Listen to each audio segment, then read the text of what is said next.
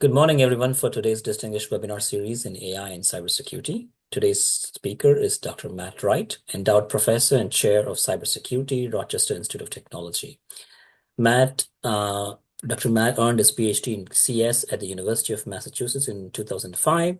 His research interests include deepfake detection, applying AI to malware and traffic analysis, and understanding the human element of cybersecurity. He has over 100 peer-reviewed publications, including many works appearing in top-tier revenues in cybersecurity, human-computer interactions, and computer networks. Dr. Matt, thank you so much for taking the time this morning and spending with UND on this webinar series. It's a great honor to have you, and I appreciate it. And the floor is yours, and we'll get started. Great. Well, thank you, Prakash. And I will, let's see. If you can stop sharing, then I can start my sharing. Or Harish, right? Okay, great. And let's go. Okay. Well, thank you very much for having me. I'm going to be talking about our work in traffic analysis with DeepCoFFEA and ESPRESSO. And so there's a couple of different terms that people use for these attacks. One is pivoting attacks, another is stepping stone attacks. And it'll make sense when I give this example. So there's this case, this is from about 5 years ago, but it's a really prominent news story that came out that NASA was hacked because of its unauthorized, someone had put up a Raspberry Pi connected to its network, and that was the entry point. So the attacker in this case is interested in getting access to some sensitive information in the NASA network. And to do that, they connect into the NASA network, maybe they run some scans, and then they find that there's this unauthorized Raspberry Pi. And it's easy to compromise because it hasn't had a lot of security set up. From there, they use that as a stepping stone to attack the shared gateway. Other people might say that they pivot from the Raspberry Pi onto the shared gateway. So they compromise the shared gateway, a router that sits between different networks. And doing that, they're able to access a more sensitive network in which there's a target server. And from that, they're able to exfiltrate some 500 megabytes of data, sensitive data on Mars missions. So this is a multi-step pivoting attack or stepping stone attack. And in fact, there's even more steps that I didn't show here where the attacker is going to be making connections here that are not directly from their own machine, but rather across the network, across different nodes on the network as well. So there's actually a whole series of stepping stones being used to perform this attack. And this is not some kind of special case. It's actually a very common attacker technique because they want to protect their own sort of anonymity as they do the attack, and also to make it harder to just determine that an attack is going on in the first place. All right, let me see. All right, so let's talk about some basic pivoting concepts. The first of these, so I've described this idea where you've got this pot of gold in one of the machines. That could be the sensitive Mars data, or all sorts of different sensitive information or access that the attacker wants to get. And we say that this is, let's say, inside a more protected network. And that might be inside some other networks. And the attacker is going to first compromise a relatively easy target on the edge of the victim's network, but then use their skills to navigate further into the system. And one of the things that you might be doing to try to counter an attacker like this is set up a network intrusion detection system. So here we have got PCAP1, a sensor is sometimes used as the lingo here, a sensor that is tracking what it is that is going on, in this case, between node 1 and the external network. So just an edge sensor. It's a very common place to put network intrusion detection capabilities. Now, because you've got this sensitive data over here on the right, you might also be putting a sensor over here to protect the sensitive data. And for other reasons, you might have other sensors in the network. And what you're interested to know is there a stepping stone intrusion happening? In other words, you're going to take advantage of the fact that the attacker is doing this thing, that most attackers, in fact, do this kind of pivoting in order to identify that the attack is happening at all based on the fact of the stepping stone. And so if, for example, you look at PCAP1, the sensor on the left, and then PCAP2, the sensor on the right, with the green arrows, then what you see is that, well, those are probably not correlated because that's the attacker is not going there, and so you get two different things. So that's not a stepping stone intrusion connection. But if PCAP1 and PCAP3 are in fact the same network flow, just going over multiple hosts, then the same traffic that you see over on PCAP1 is going to correlate well with what you see on PCAP3. And so that is a probable stepping stone intrusion attack. And that's what we're going to be trying to do is detect the cases like in red, but not detect something that is not connected or not correlated. Of course, in the real network, there's many things that aren't actually correlated, which brings me to my next point. Let's see. Whoops, I think I've zoomed myself in. Okay, there we go. Which is the idea of the base rate fallacy. I don't know. I seem to have a squiggle there. Okay, good. So in the base rate fallacy, this is a common concept in intrusion detection systems, but if you're not familiar with it, the idea is something like this. You've got n external connections coming in from the left, and on the right, you've got some internal connections, and let's say we've got m of those. And just for simplicity, let's say they're all going into a single host in the victim's network before they go on to any other host. So this might be an application gateway or something like that. And the question is, well, we have an attacker here. If the attacker is making one of these connections and then they're connecting to one of these computers over here, then so that's one connection. But of course, there's many connections. There's n external connections and m internal connections. Some of those internal connections might be entirely internal and have nothing to do with these external connections. In fact, most of them are completely disconnected from any of the external connections that are going on. So can we spot actual pairs that are, correlated? And suppose that we've got some kind of detector. So we've got some kind of fancy machine learning algorithm, and it's looking at pairs of internal and external connections and trying to see if one of them is one of these attackers that is going through. And if we simplify and say that m equals 100 and n equals 100, and we've got 100 internal, 100 external connections. And we've got what I think, if we think about normal machine learning concepts, and we say we've got a true positive rate, that means every time there's an attacker, we are going to detect it 100% of the time. And a false positive rate of just 1%.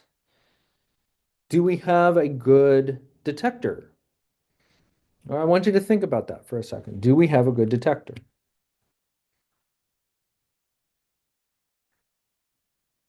Okay, and if you did the math here in the middle and said, well, you've got 100 times 100 pairs, then you might have anticipated that the answer is, well, maybe not, right? There's one correlated actual pair at any given time. If you have one attacker, if you got a whole bunch of attackers attacking your system, you have other problems to worry about. If you only have one attacker at any given time, or perhaps zero, there's only one real attack going on and one real correlated connection between external and to internal. But then if you've got 100 other external connections, 100 other internal connections, you've got 10,000 pairs of uncorrelated connections that you could be looking at. Only one of them is correlated, so one out of 10,000. So your false positive rate, you've got one true positive, and I've already said you've got a really good classifier. It's always going to catch that one true positive, but you're on average going to be getting about 100 false positives.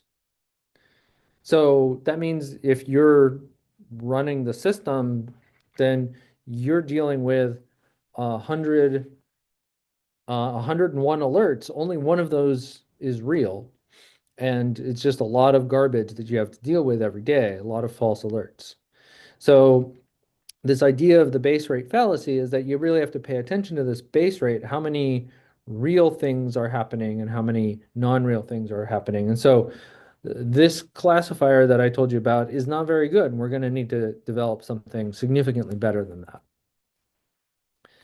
And let me get rid of these things if they keep hanging around inside of my slides. Yay. Okay, so now let's talk a little bit about how we're going to go from how we're going to do some of this detection using machine learning. And I think, uh-oh, zoomed in again. Okay, there we go. All right, so the data that we're going to be using in this case is network data. And this is a Wireshark trace. And so, we're just looking at some packets. And, there's a lot of different fields that we might look at. The time, the source and destination IP addresses, what protocol it is, the size of the packet, and then all the application data. And here's a connection to Amazon, for example. So you can see there's something going on and you can see some of that information. Now, of course, the attacker is not dumb. And most likely they're going to be using encryption. So if they weren't using encryption, you could see that the content of the packets would literally be copied from one stream to the other stream. And so it would be a clear correlation between them. But we're going to assume that there's encryption being used, so we can't actually see that. And we're instead going to focus just on what's known as the metadata. And in particular, the two pieces of information we're really going to hone in on are the time and the length, the size of the packets. And of course, we're also paying attention to things like the source and destination to make sure we're looking at one connection at a time and which direction the connection is going and which direction each packet is going.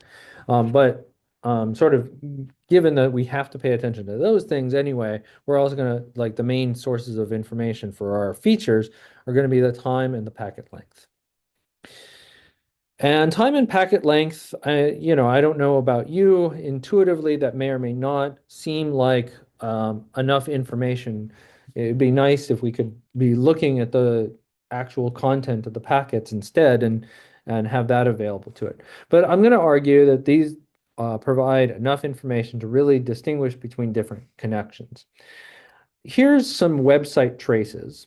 The two of them that you probably are familiar with would be this one here, Google. And let's see, let me get the actual laser pointer thing. Is that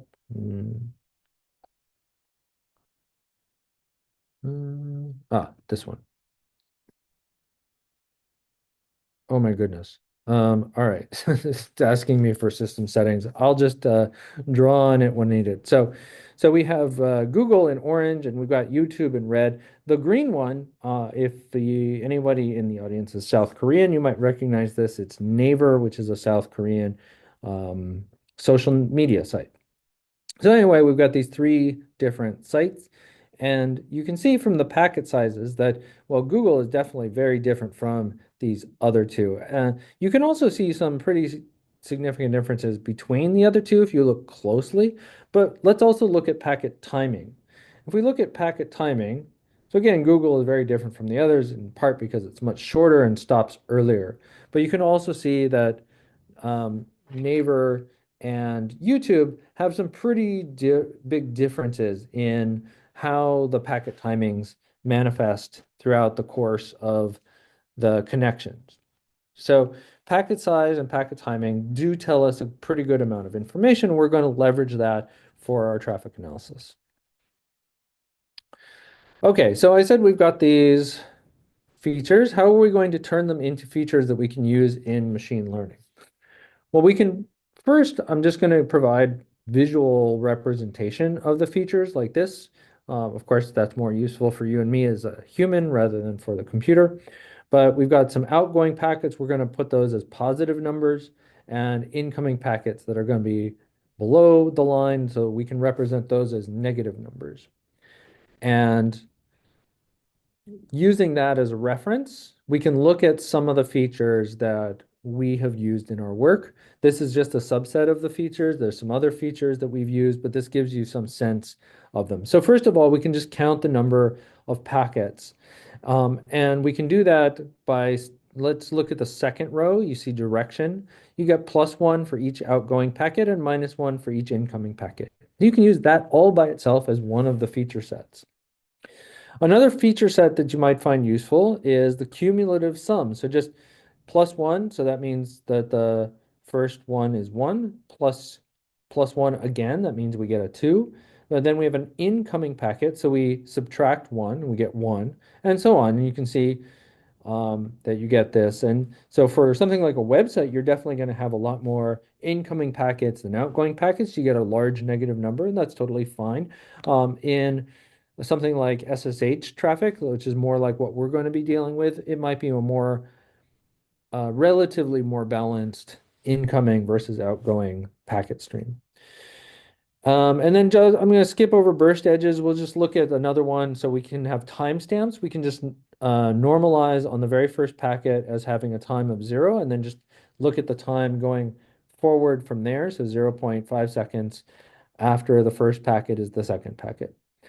Or we can look at a different variant of that, which is the inter-arrival time. We can look at the first packet is 0, next packet 0.05, because that's how much longer it came after that. And then the third packet, there's a bit of a gap there in terms of time, and you can see that it takes another 0.25 seconds for that third packet to come in. So we can look at these different ways of looking at the time. And if you know much about deep learning, you might look at this and go, well, that's kind of weird, because why can't you just take the time and take the packet size and direction and just say, okay, that's it. That's all that you need, because those are raw features and you can feed them into a machine learning classifier and it will learn them. And I don't really know what to tell you other than we definitely tried that. In fact, we've written papers using those techniques, but it actually just turns out to be more effective to dig into the data ourselves, look at different ways of doing this kind of semi-manual feature engineering, where we're looking at different ways of looking at that raw data and then saying, okay, here's, different ways to present that raw data, feed them all into the classifier, and it just turned out that it does better. So given that we have these features, we can feed them into a machine learning classifier and it's going to output a prediction. Okay, so that part's pretty standard once we have a set of features. All right, so having laid out some of the basics, let's now talk about some of the actual techniques that we've used in our machine learning classifiers. So the first one is metric learning. And to make sure that we're all on the same page, in a neural network, we have these neurons, essentially, and we have these inputs, and they're multiplied by weights. And so we weight W0 and W1, etc. And we multiply by the weights, and there's also something called a bias, but we don't really need to get into it so much as to say this is what really forms the learning of a neural network, is that we have a bunch of weights. They start out as random values, and these weights are basically the learnable parameters. So if we multiply by random numbers, you're going to get random outputs of a neural network. So that's not going to be very helpful. But what you can do is you can train the model over time. So you can start out with the model weights, and like I said, oh, they kind of start out relatively random. But then you start feeding some data into the model, and you get out some answers. And like I said, when you start out, you're going to get random answers. So those aren't going to be very good. But of course, some answers are just going to be better than others. And you can basically penalize the model and say, well, look, these answers were good, so I'm not going to penalize you very much. But these answers were bad. And so you should adjust the weights in order to account for the problems that you had. And with enough data and enough training, the model weights align in such a way that you can start to see the picture. Now, that's all we really need to know about the actual guts of this, and we can treat it as a black box. So this part of the model we can treat as a black box. And so what I've described to you in terms of training is kind of training for classification. And here's a very simple example. Suppose that we have this identification task, and we're going to be picking out some fruit.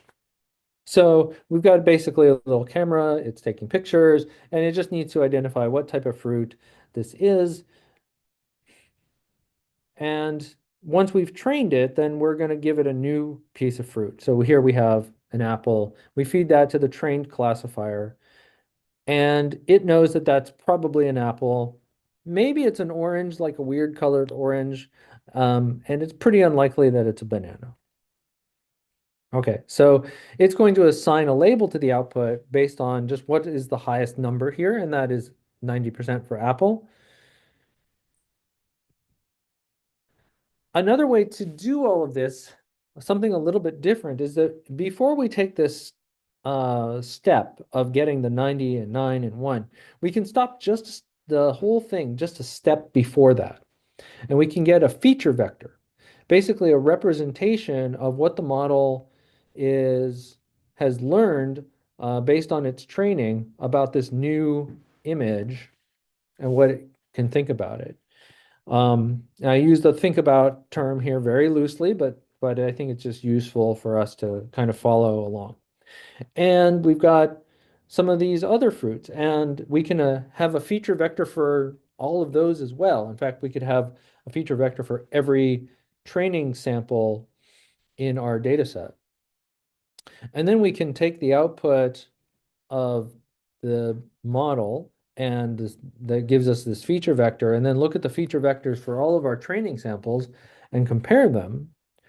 And then I think you're still going to get pretty much the same result here. The closest feature vector is going to be that apple. The orange is a little further away, and the banana is probably significantly further off in the distance. That's the most likely outcome given the same model trained essentially on the same inputs. And this different idea, different approach is called metric learning, where we're measuring the similarity between inputs. And this is going to turn out to be really useful.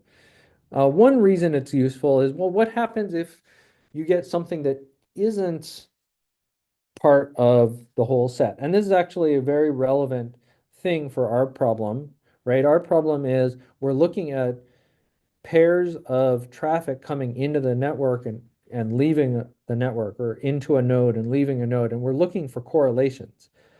And most of the time it's actually uncorrelated, right? So instead of an apple or instead of a fruit, right, we have a soccer ball. We have something that is actually not part of the rest of it. And we're going to need to do something intelligent with that. And of course, here you could say, oh, okay, well, I see there's some color red, so maybe it's more like an apple. It has this round shape, so it's a little bit like an orange. But anyway, you have this other feature vector. And one of the things you can do with it is say, well, this feature vector is actually so far outside of the bounds of all of the other feature vectors. It's so far away from everything else that, yeah, it might be closest to an apple, but I actually can set a threshold and say, I don't think it's actually any of these things. And that's pretty important in our case. There's okay, and so before we get to, there's another reason why metric learning is going to be really useful. But let me just explain very briefly about feature vectors in case that's something you're not as familiar with. So we can represent, and let's use words as an example. We can take any of the data, whether that's pictures of fruit or traffic samples, or in this case, words, and we can use a vector to represent its features. And those features, if this is not what actually happens inside a machine learning model, but we can use this to kind of think about it. The features might be described as things like royalty, masculinity, femininity, age. These are different features in our system, and we have all these different words. And so the word king scores high on royalty and masculinity, but low on femininity, and kind of medium high on age. And similarly, queen might score very high on royalty, but low on masculinity and high on femininity. And then you can see woman, princess, and having scores that you might kind of expect. And then if we represent things as vectors, then we can do some pretty cool stuff. For example, we can take the vector for king, subtract out the vector for man, and maybe we get something pretty close to the representation of royalty. If we take the representation of royalty and add the representation of a woman, then we probably get something close to queen. We can put them into a multi-dimensional vector space and actually view them as vectors, just like we do back in high school when you were learning vectors, X and Y vector, right? And we can do something like cosine similarity to decide how close two vectors are to each other. So when we're working with metric learning in our system, we're doing something very specific with it, which is called triplet loss learning. And the way triplet loss learning works is that you've got different network flows. So you've got the red one on top, you've got two different blue ones on the bottom. And the red one on top, we're going to call the anchor. And the first blue one we're going to call the positive. And these two are actually correlated. So this happens when we're doing training. We know in advance, because it's training data, that, and we created it, that the incoming connection and the outgoing connection are in fact correlated. The the simulated attacker is using the node as a stepping stone. So we're going to call that the anchor incoming, the anchor outgoing, the positive. And then we're going to have a negative here. And that's basically going to be any other connection that has nothing to do with this correlated pair of connections, the anchor and the positive. And we are going to, you can see the coffee cup. That's the core DeepCoFFEA CNN model. So that's just the neural network part. So we're going to take the traffic, feed it into our neural network, and we get these embeddings, these vectors, the anchor, the positive, and the negative vector. And when we start out, what we have is a situation on the left. So before we've done any training, of course, the DeepCoFFEA model is just a bunch of random weights. So when we feed the traffic in through the model, we get embeddings that don't really mean anything. And so it can be the case, for example, that the anchor is actually closer to the negative here and than it is to the positive. It's actually, this one can be, the anchor to positive can actually be further away than the anchor to negative. And that's bad. So what we do is say, well, here's the triplet loss. The triplet loss for that one is going to be high. And we are going to do some learning. And then we're going to end up in a situation where eventually that the anchor is really close to the positive. And that means that we've learned that indeed these two things are correlated, whereas the anchor and the negative have been pushed further apart, and indicating that they are not correlated. So that's triplet loss learning. And one of the reasons that we use this and use metric learning this way is that this part here, where the dollar bills and all that stuff, the gold coins have suddenly shown up, that part's pretty expensive. This using the neural network is computationally relatively expensive. On the other hand, this part down here, these comparisons between the anchor and positive or anchor and negative are pretty cheap. So if we can do something that is pretty cheap and do all pairs comparisons that way, that's going to be a lot better. So if we go back to our base rate fallacy image, whoops, oh boy, let's try that again.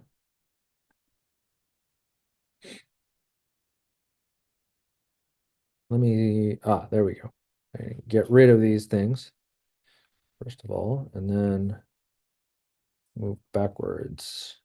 So if we go to our base rate fallacy diagram, before we had these 10,000 pairs, and the prior work to ours actually tried to put all 10,000 pairs into a neural network. And that's, it's a reasonable idea, but it's very expensive.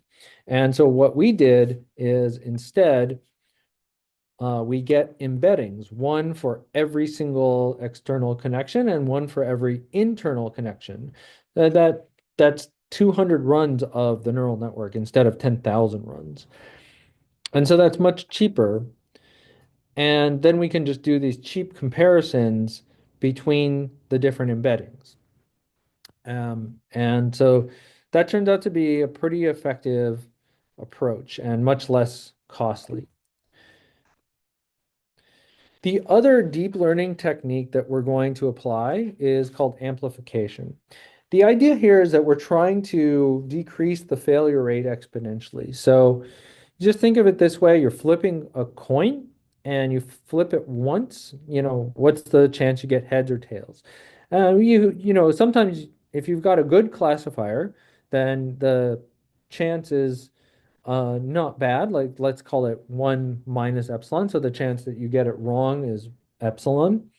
But if you are allowed to just keep flipping the coin k times, and if it ever comes up heads, right now your chances are exponentially, your chances of failure are exponentially less. Like each time you're going to get this chance of getting heads, and you only need to get heads once. And that's obviously better. In our case, what we're doing is we're taking the traces and we're dividing them up into k overlapping windows. So in this picture, we have 7. In practice, we end up using 11 different windows. And we take the traffic from the first window, W0, I guess this is 8, sorry, um, uh, traffic from window W0, and we feed it into this deep learning model to get one embedding. And then we take W1, the next window, and feed that in to get another embedding. So we end up with 8 different embeddings of traffic. And then we can do this triplet network game on each of those different windows. So we have an anchor and a positive and negative when we're doing training, or just the anchor and the potential positive when we're doing testing. And we get a cosine similarity across all k of these. And if we're using 11, so we have 11 different ones. And if the inflow and outflow appear to be correlated in terms of the first window and then the second window, and in overall 9 out of 11 windows, if they are correlated enough, then we will say that it's that the whole thing is correlated.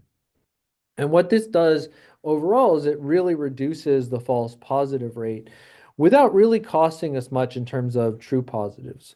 And the way you can see this is basically if two flows are really actually correlated, then they're not just going to be uh, correlated in, you know, like let's say the first 5 or 7 out of 11 windows, they're probably going to be correlated on all 11 windows, more or less.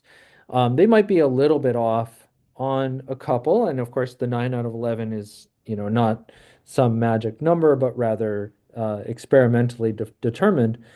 But what's unlikely is that if you get, let's say, if only 5 of the windows are correlated, but those 5 are really kind of a perfect looking exact copy, but then the rest of the connection is not correlated, well, then those are probably just two very similar looking flows, and treating them as completely correlated is going to lead to you getting some false positives. So we're trying to avoid the false positives, but still not really throw away too many of those true positives.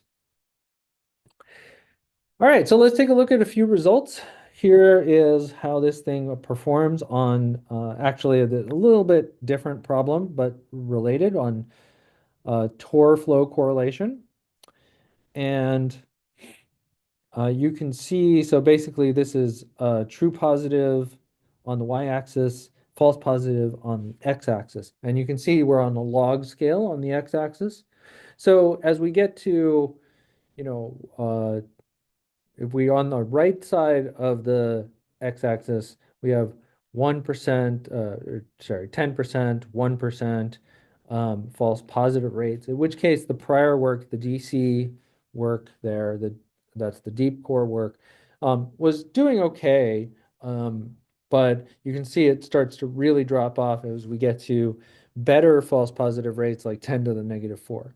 Whereas DeepCoFFEA is doing really well, still getting almost, I think we even have a number. No, some 90, almost 90% true positive rate, even with such a low false positive rate. So we're really making it so that you can test over a much larger number of connections and it still works.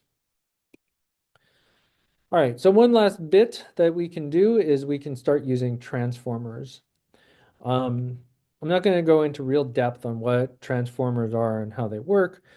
This is, if you're familiar with convolutional neural networks, and that's the concept we were using in DeepCoFFEA. Um, and one of the things is that it's very localized. So the way it works is taking this small window, you can see this convolutional filter in the middle, that's a 3 by 3 box, and just scanning over the entire input or different layers of the input, sort of as you get further into the network.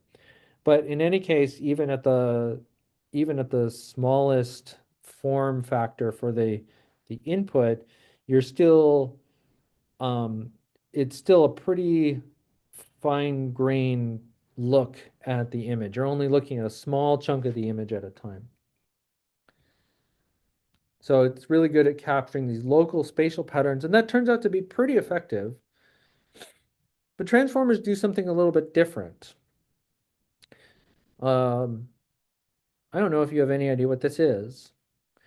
I wouldn't imagine you would. I don't know. To me, it looks like some kind of weird alien squirrel. Let me fix that for you for a little bit. Maybe that helps. I put it into context a little bit about at least where it is in the image. But now let me give you even more context. And it's a tiger. And it's the nose of the tiger. And it sure helps to have the rest of the tiger there, doesn't it? To understand that that's the nose. And that's what a transformer essentially can do is it has not only that local spatial information, it also has the global information of everything else in the picture so that you can better contextualize and understand the local information. So we build this new model called ESPRESSO. So previously we were having these packet sequences, breaking them up into windows, feeding them up into our CNN networks, and getting out 4 feature vectors in this case, but of course 11 in practice, that we can use in our triplet learning framework. With Espresso, we do something a little bit different in terms of the features. I'm going to skip over kind of a little bit of the details, but in any case, we feed all of the data all at once into the transformer. And we get a set of encoded features, which we then actually break up into a set of windows in order to get our feature representations F1 through F4 there. And then we're going to feed that into the espresso. So we've got the espresso transformer model. That's where we get the embeddings, the output embeddings, anchor the positive and the negative. And we do the same triplet learning approach as I talked about before. So does it work? Okay, so again, we'll use the related problem of Tor flow correlation as our baseline problem to get started with, comparing to DeepCoFFEA. And you can see that we get even that much better results. So before we were talking about false positive rates of like 10 to the negative 4, and that's kind of in the middle of the graph on the x-axis. As we go here, we can go all the way to 10 to the negative 7, even 10 to the negative 8, and we still get some useful true positive rate. Right? So, for example, if we use the around the 10 to the negative 6 mark for false positive, or 10 to the negative, looks like, yeah, 10 to the negative 6 mark for false positive rate, then we get DeepCoFFEA 30.4% true positive, whereas Espresso is getting 93.1%. And how about on this stepping stone detection problem, which is what I was talking about in the first place? So first of all, in order to do that, we need to get some data. It's a little bit difficult to get attackers to come in, attack your network, and go through some stepping stones. We have actually tried to do some of that using a honeypot, but it does turn out to be challenging. So we're basically developing some synthetic tunnel interaction, some traffic of our own that appears to follow the characteristics of what we would expect from a stepping stone attack. So we generate the traffic going through stepping stone tunnels using different protocols, and looking at the burst properties of SSH traffic from a capture the flag competition from DEF CON 24 to get a sense of what what real attacker traffic should look like. And there's just some statistics on that if you're interested. So given that traffic, can we do this detection? So first of all, here we have our graph.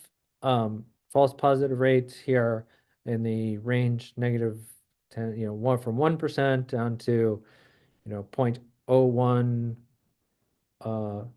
percent and 0.0001%, right down to the bottom. And you can see Espresso is doing really well. These are in tunnels using SSH only. So all of the traffic is SSH. DeepCoFFEA starts to fall off after we get past about 10 to the negative 3 and getting close to 10 to the negative 4. It's really starting to drop off, whereas Espresso keeps holding on with a good true positive rate. Right, so an over 80% improvement at say 0.01%, 10 to the negative 4. Things get a little bit more difficult if we start mixing the different protocols. So we've got, SSH and some of these other protocols. And if you do that, you're making life difficult for the attacker.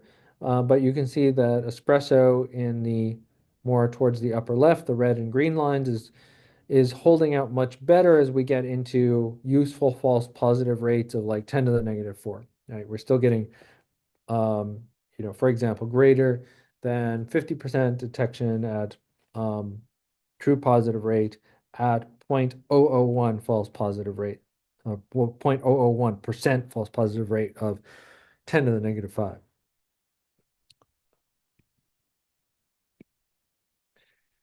Okay, so let's see.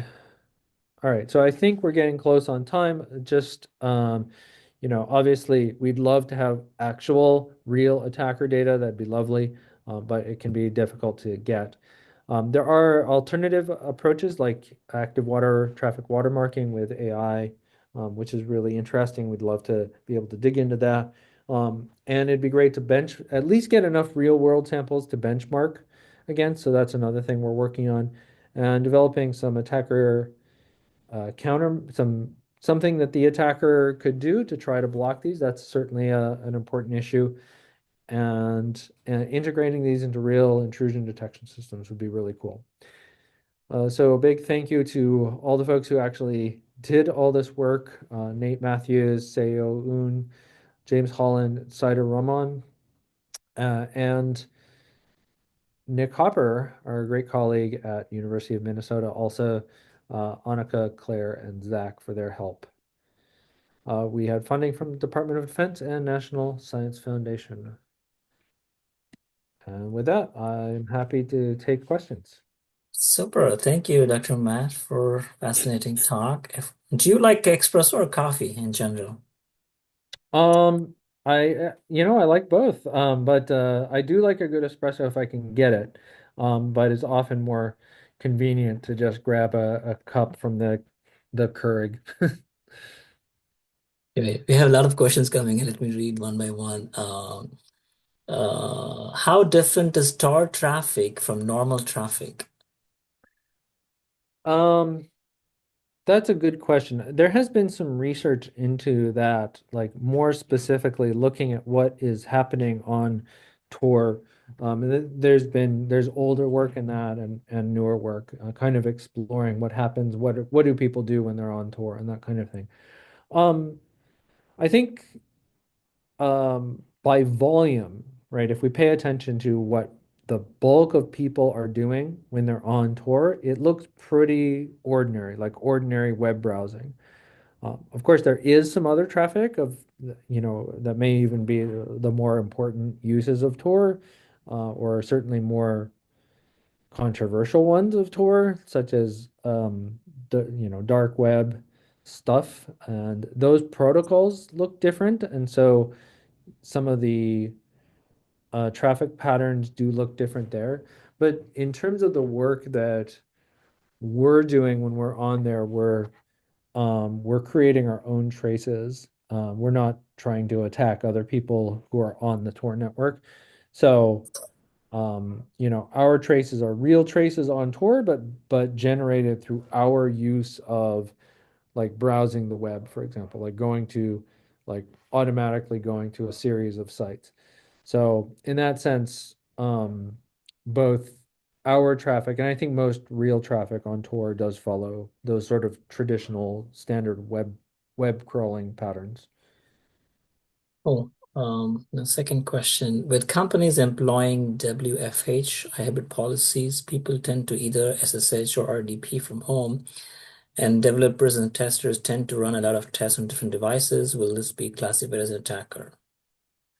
Yeah, so I mean, if you deploy this in the most naive way, then yeah, yeah, you could definitely catch these as attackers. I think it would not be hard, for example, if you've got um a VPN, right? You're not going to set up this stepping stone detection based around your VPN because literally everyone using the VPN is connecting to one node in order to connect to another node, right? So that's something you'd want to be careful about. There are, of course, legitimate cases where someone, for example, they're working from home, they log into their machine remotely, and then they use that to log in or access to some other machines or devices. If the stepping stone detection is set up in such a way that it would notice this, then yes, it would catch that as an attack. One of the things that I didn't talk about is that we um, are also looking at the ability to detect the length of a chain. So, um, whereas a developer or other normal user might log into one machine in order to log into another, they're probably not going to take that chain across three or four or five different devices.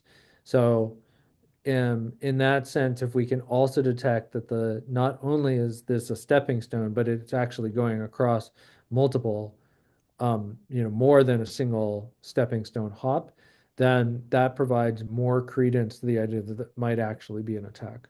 And of course, you can do some whitelisting and some other things to like protect against those types of false positives. Super.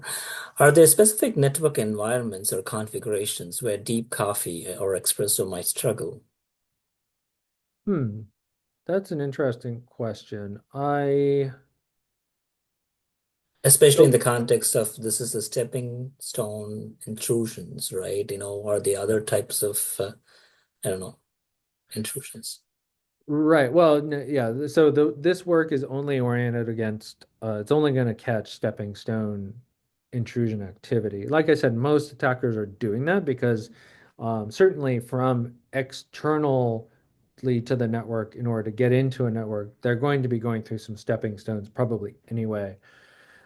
In addition, when you get into a network, most networks are partitioned in various ways such that in order to get into some of the more sensitive parts of the system, you're going to need to use some pivoting. So get into one machine that allows you to get access to another machine inside of the next step rather than directly accessing the more sensitive pieces. So I think one of the areas that so that one of the things that we see in the results is that if you start switching protocols, that makes things harder for the attacker. Another thing, or rather for the defender here, that's trying to look for these patterns.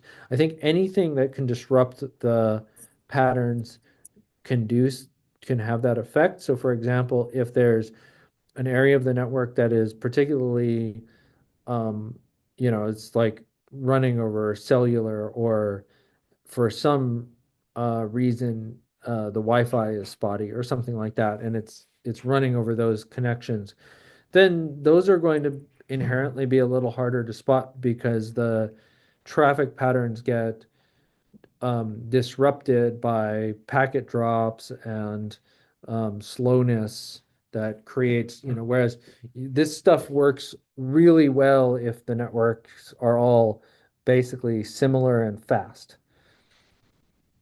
Okay. Um, yeah. This one is a general question, I believe. Can metric learning considered as an explainable AI technique? Metric learning be considered explainable? I would, at least in our context, I would say definitely not. So for example, what you're doing this feature extraction, but the feature extraction that you get is a vector. The only thing that um, it could help a little bit with is one of the elements that you can use for explainability is, well, you're asking, well, why did the classifier make this decision? And it provides a little bit of explainability if you say, well, the features that the model extracted are very similar to, the following things. And let's use the apple, banana, orange example. So if you take a picture of a fruit and it says, well, here's the nearest neighbors, um, and it can show you pictures of the fruit that are closest in vector space. And if you look at those and they're all bananas, right, that does tell you, okay, now you understand why it picked banana. But if you think about it even just a little bit further, you go, well, wait, what features did it pull out? Like what did it notice about the banana, that made it decide that these other bananas are the thing that's closest to it. And that's where you lose it again, right? So it provides a maybe first half of a step of explainability and then not, I would say after that. Right. The next one. What would be the computational cost implications of integrating deep coffee with padding-based defenses to detect anomalies in real-time traffic? Of integrating DeepCoFFEA with padding-based defenses. So when we say a defense here, we're actually talking about an attacker's countermeasure. So the attacker is doing something like adding some padding to their own traffic in order to confuse DeepCoFFEA or espresso. Um, and in that case, I think it is with our current versions and based on my understanding of having evaluated some defenses and traffic analysis in the Tor space. is that it would make the so I don't know, I don't have much more to say about computational costs, but I would say it makes the attack much less, or rather, it would make espresso and deep coffee much less effective, because you can definitely create confusion. Um, and in particular, this is one area where the attacker has the advantage, right? You always assume that the attacker gets to go second. So you do something, you put your defense up, and the attacker gets to go second. Well, if the attacker finds out through some channel of information that this is an approach that you're using, then they get to modify their traffic patterns in order to evade you. So that does give them the advantage. In your work, did you see any latency in your detection? I mean, the detection process is not, like I said, because of our computational approach, it's not terribly expensive. Um, but obviously, in order to do it, you need to have a decent GPU powered thing. And then you go, okay, well, so what we did not do is like compute out what would be, the cost of doing all of this real time. I suspect that if you were building this out into a system, you might want to do something like a multi-step system where you filter out using less sophisticated techniques, pairs of traffic that are highly unlikely to be correlated. You just say, okay, well, these pairs are not worth looking at. And or these entire flows, like this entire flow between point A and point B, is so different and misaligned with everything else that's going on in the network that I don't need to perform that calculation. So anyway, there's a lot of engineering that would still need to be done. I think that that's the best way of answering that. We have 1 minute. Maybe I'll ask the last question. We have a lot of graduate students and postdocs who are listening. Maybe what is your next step in leveraging this work, or any advice that you want to give for these cybersecurity students who are listening? What is the future? You know, extending this study, or how do you see some opportunities for them to pick a dissertation topic on this area?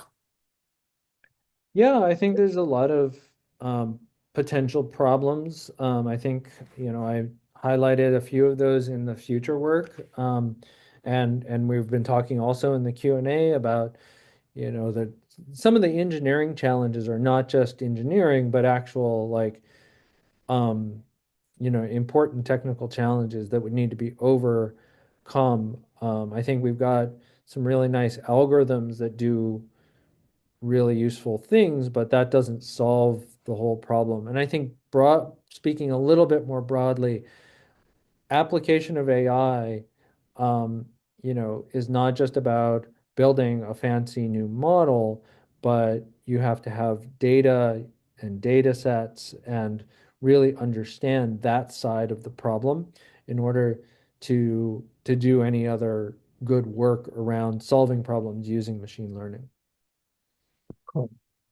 Thank you, Dr. Matt, for your time. I think we'll close the webinar with this, and you will receive a nice plaque and a letter from a certificate from our dean. I appreciate for spending your time with us. And maybe we should also find ways to network and collaborate on proposals to go after. I think I'll catch up with you on a separate email to find a time. Happy holidays, Dr. Matt. Thank you so much for your time. Thanks a lot. We'll see you.